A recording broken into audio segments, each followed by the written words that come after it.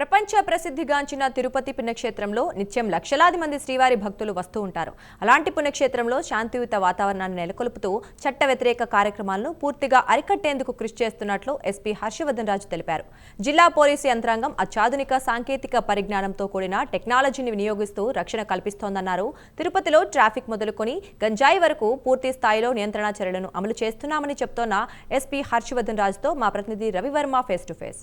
ప్రపంచ ప్రసిద్ధిగాంచినటువంటి పుణ్యక్షేత్రంలో నేర నియంత్రణకు పోలీసు యంత్రాంగం పటిష్టమైన చర్యలు చేపడతా ఉంది. గతంలో ఎన్నడూ లేని విధంగా టెక్నాలజీని వినియోగించుకుని నేరాన్ని కట్టడి చేసేందుకు అన్ని రకాల చర్యలు చేపడుతోంది.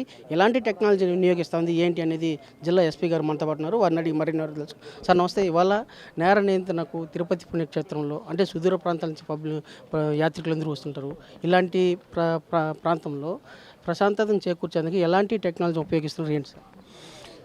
మనము ప్రధానంగా సీసీటీవీ కెమెరాసు దెన్ డ్రోన్స్ ఈ రెండిటి సహాయంతో తిరుపతికి వచ్చేటటువంటి యాత్రికులకి ప్రయాణికులకి ఒక మంచి భరోసా ఇచ్చి వాళ్ళకి ఇక్కడ ఒక సేఫ్ ఎన్వైర్న్మెంట్ క్రియేట్ చేసి వాళ్ళకి పోలీసు ఉన్నారు, ఏదైనా కానీ ఎటువంటి అవాంఛనీయ సంఘటనలు జరగకుండా ఉండే విధంగా చూసుకుంటారు అనే దాంట్లో భాగంగా మనం ఈ టెక్నాలజీని కూడా వాడటం జరుగుతూ ఉంది.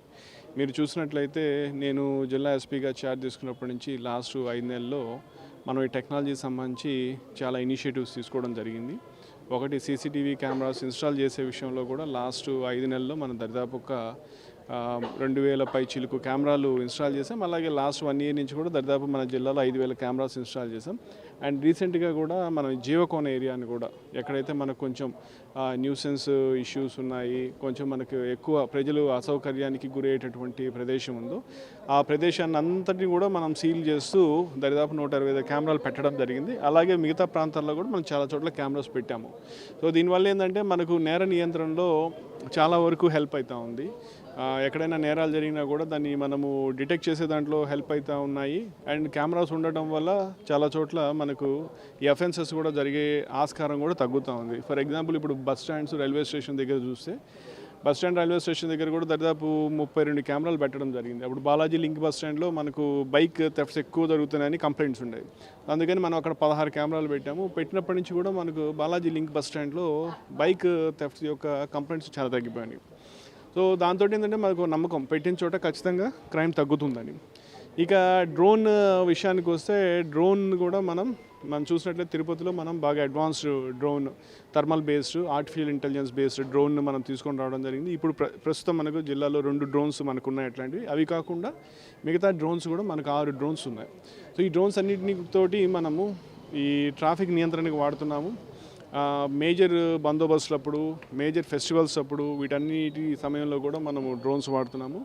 అదే కాకుండా ఇప్పుడు మనకి థర్మల్ ఇమేజింగ్ కెమెరాస్ ఉండటం వల్ల నైట్ టైం కూడా మనం ఎన్ఫోర్స్మెంట్ వీటితోటి చేయటం వల్ల ఏదైతే నైట్ టైము బయట కూర్చొని తాగుడు, ఈ గాంజా తాగుడనో లేకపోతే ఇంకోటనో ఆకతాయిలంతా కూర్చునేదాన్ని ఈ డ్రోన్ సహాయంతో మనం వాళ్ళని గుర్తించి వెంటనే ఆ ప్రదేశానికి మన వాళ్ళు వెళ్ళి వాళ్ళని పట్టుకోవడం వల్ల మనకు బయట ఉన్నటువంటి ప్రదేశాలన్నింటిలో కూడా ఈ న్యూసెన్స్ బాగా తగ్గింది. చాలామంది ప్రజలు కూడా మాకు చేసి వాళ్ళు కూడా చాలా సంతోషం వ్యక్తం చేయడం జరిగింది. నిజానికి దీనివల్ల వాళ్ళ ఏరియాస్లో చాలా న్యూసెన్స్ తగ్గిందని కూడా వస్తుంది. మీకు కూడా బహుశా మీ మీడియాకు కూడా ఇన్ఫర్మేషన్ వస్తూ ఉంటుంది.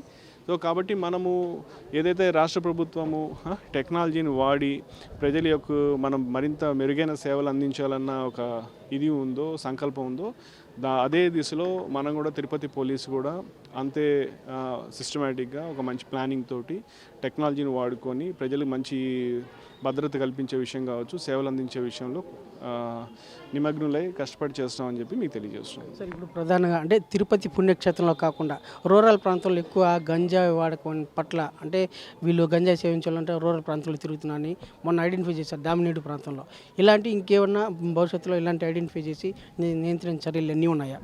ఇప్పుడు దామినేడు అన్నారు మీరు, దామినేడు, మంగళం ఇంకో 2 ప్రదేశాలు ఉన్నాయి. ఈ రెండిట్లో కూడా రానున్న రోజుల్లో మనం ఎవరైనా స్పాన్సర్స్ కానీ వచ్చినట్లయితే ఈ 2 ప్రదేశాలు కూడా ఇప్పుడు జీవకోన ఎలాగైతే చేసామో ఈ 2 ప్రదేశాల్లో కూడా కెమెరాస్ పెట్టించాలని చెప్పి మనము దానికి ప్రణాళిక తయారు చేసుకుంటున్నాము. ఎవరైనా వచ్చినప్పుడు ఖచ్చితంగా ఆ 2 ప్రదేశాలను కూడా మనం చేసినట్లయితే మన తిరుపతి జిల్లా అట్లీస్ట్ హెడ్ క్వార్టర్స్ వరకు మనకి కొంచెం ఈ సమస్య అంటే ఈ న్యూసెన్స్ బాగా తగ్గేదానికి అవకాశం ఉంటుంది. ఇది ప్రధానంగా ఆధునిక టెక్నాలజీ విధానంతో డ్రోన్ విధానంతో పూర్తిగా నేర నియంత్రణకు అన్ని రకాల చర్యలు చేపట్టామని చెప్పేసి జిల్లా ఎస్పీ గారు హర్షవర్ధన్ గారు స్పష్టం చేస్తున్నారు. Video journalist Ramakrishna, Ravi, prime 9, Tirupati.